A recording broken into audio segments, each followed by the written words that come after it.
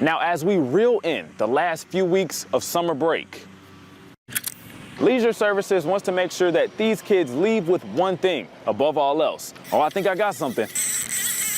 Come on. There we go.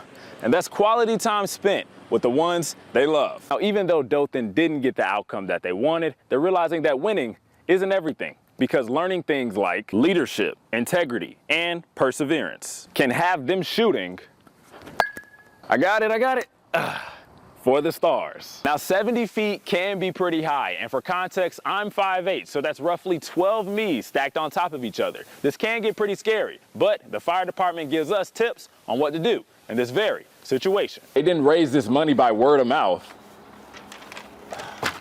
They didn't do it by knocking on every door they could find. They did it by auctioning off a homemade pound cake. Auden is so good that she can teach even me, who has no experience,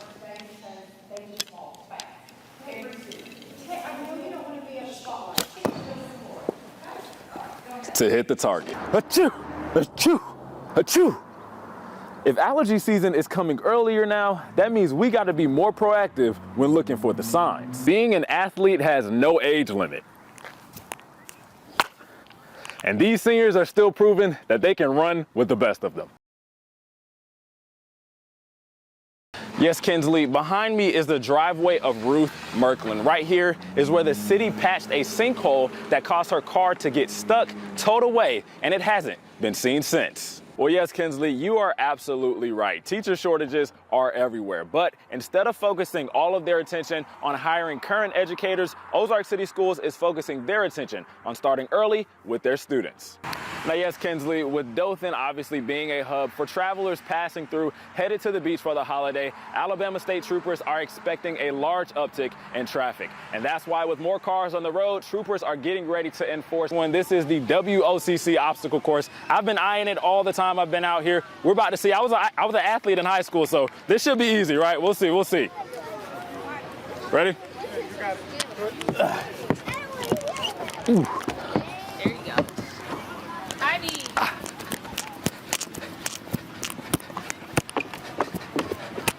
Let's go. Let's go. Faster. You going too slow. I was going too slow? I'm going too slow. The record is Yeah. straight. Go. Keep it up. Keep it up. Up and over. Yep. Nice job. Whoa. There you go. Ooh. Hurry up. 20 seconds to go. Woo! What was I at? What was the time? Anybody know? I'm not time. Maybe about 33 seconds. 33 seconds. I didn't beat the record, but I was very, very close. That was awesome. That was a lot of fun. Let me know how I did. You guys can rate me at home. I think I'm gonna leave it to the professionals for now, but this was a lot of fun. We have some great music. There's still time to come out to Freedom Fest. We got fireworks at 9 o'clock, so that is gonna be the big event. Still come out, bring your kids, adults, grandparents, all that. I'm out of breath, I need some water. I'm gonna send it back to you guys. Well, yes, Kinsley, the Wiregrass Commons Mall will not be bringing that same policy here. I spoke with the secretary of the mall earlier today, and she said she's heard of no plans to bring that policy here. The question of why not is still up in the air, but patrons are wondering that same thing as they're concerned for their safety. Well, guys, they weren't lying when they said it's fun for all at Freedom Fest, okay? All the kiddos are here playing at the bouncy house. I'm having fun. They're having fun. Never let anyone tell you that you're too big or you're too old to play in a bouncy house, unless you're Shaquille O'Neal. I'm pretty sure he wouldn't be able to fit in here. But right now, we have the Rock Mob up there. We have Caleb Johnson playing a little later, as well as Huntley. I just realized that when I was in this bouncy house, I did not let my food digest from earlier. Kiddos, do not try that at home. Anyway, moving on. Well, today is Pet of the Week, the day we help our furry friend find a permanent home. Take a look at your screen. Bender is our friend this week. He was well behaved and sweet earlier today. He is currently at the Dothan Animal Shelter. Well, Appetitin Enterprise went home satisfied tonight. It was the annual Taste of Coffee County event. People ate different food from local restaurants. Along with promoting these small businesses, people were encouraged to bring books. Now, media was turned back tonight from a meeting held in Enterprise to discuss an influx of Haitian migrants into the city. That meeting was at Open Door Baptist Baptist Church and attracted a crowd. News 4 got wind of the meeting and attempted to get inside. Heads up, if your daily drive takes you through Main Street, road work starts tonight. It's going to take at least 6 months to complete. News 4's Lily O'Brien has more on what we can expect. Now, the event is free of charge, and Wiregrass will provide snacks and drinks as well as activities for the kids. If you want to stop by, it's Saturday, October 26th from 9 to 11 a.m. at Omni Field. But I really want to camp, so I'm down. I've never camped before, and I have never had s'mores before. So. Wait, at least I've had s'mores. I've had marshmallows, I've had graham crackers, but I've never had s'mores. Never together. Now, if you're thinking about buying a home, some positive news is coming out of Washington. For the first time in 4 years, the Federal Reserve voted Wednesday to cut rates by half a point. Molly Martinez shares what it means for you.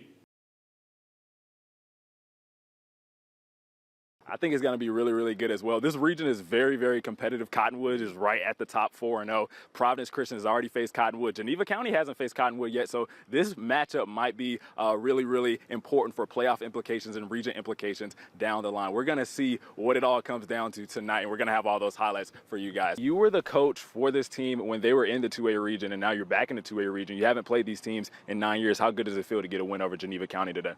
Yeah, it feels real good for me. You may not know about. Tonight is the first time in 9 years that the Providence Christian Eagles will face the Geneva County Bulldogs. Both teams are 3-1 and hungry for a playoff berth. We're about to find out what happens when the Bulldogs face the Eagles, because Friday Night Football begins right now. Well, like you said, Kinsley, both of these teams are coming in off losses last week, so it's bound to be a great matchup. For Headland, they're coming in 2-1, and they're trying to find their identity. They're very good at running the ball. That's where they get their bread and butter. But Anthony Trammell is a first-year starter at quarterback. He hasn't thrown a touchdown pass yet. He has 3 interceptions. That's not a ratio you want to go for. Yeah, Kinsley, like you said, both of these teams are coming off losses. They were just out here moments ago. They were screaming. They were getting fired up, getting this crowd hyped up that's slowly trickling in now. But I got a special fan here with me right now, Mr. Billy Cox. How you doing today? All right, son. How are you? I'm doing good. I'm doing good. You have a son who's a senior on the team. What's his name? Gavin Cox. Gavin Cox. So you kind of have a little bit more special relation to the team, and he's a senior. So coming into this, how excited are you to watch this game today? Wow, what's up? Hey, I'm here with Charlie Ezel. You can already see by his attire tonight, he is fired up. Charlie, tell me what you're feeling tonight right now. Honestly, I'm feeling the energy. The atmosphere is great. The rain pouring down just makes it even better. Wiregrass is amazing. They have been great to me. Thank you so much. In the wise words of James Winston, this is a W. A lot of these teams ate a W tonight, and we ate a W too. News 4 ate a W. You did amazing. Let's go. We'll see y'all. Have a good night.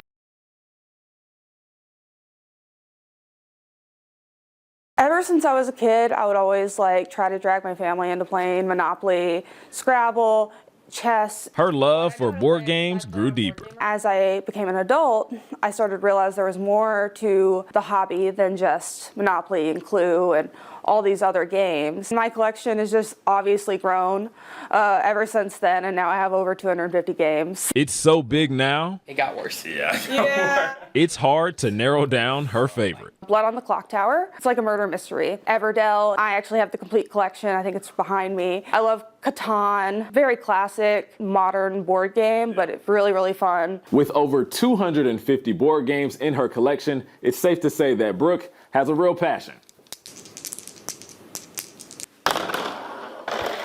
And now she wants to share that passion with others. I started the Wiregrass Board Games group on Facebook. It's already grown to over 40 people. This group is more than just playing games. Keep going, keep going. It's about building a community. Board games in a lot of ways have helped me find friends and helped me really just build confidence in a lot of social aspects. Playing with other people, it really can change your life. She wants you to join in if you love rolling the dice, shouting sorry, and are on a mission to buy Boardwalk.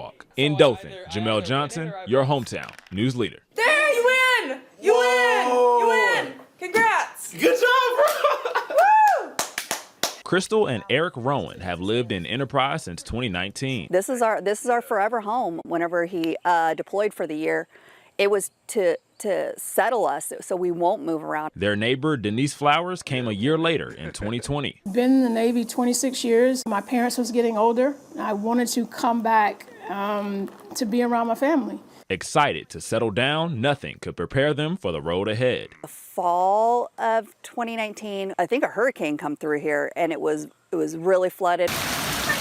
Since then, they say that every time it rains, water and trash from the neighborhood behind them comes into their property full force. We can't use our yard. We have about almost a half acre back here that we can't use. Our fence is completely rotted, but we don't want to extend out the fence or even redo the fence until the water issue has been resolved. Denise is dealing with the same issue.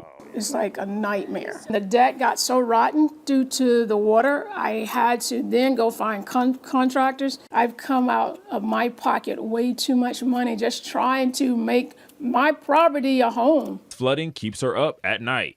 When it first came over the deck, that's what scared me. What's to stop for that water just to going into my home? She says she's met with engineering, public works, and even the mayor to try and get this resolved. They all say, yeah, we're going to get this fixed, we're going to get this fixed, and nothing ever happens. This is a complex issue. City engineer and public works director Barry Mott says the subdivisions were built by private contractors in the 2000s, then handed over to the city. But it's very difficult, especially when you have roads that are already installed. You have houses that are already developed. You're going to be changing the grade of the lots next to it, people's driveways, people's front yard. Mott believes the city is doing all that they can to help.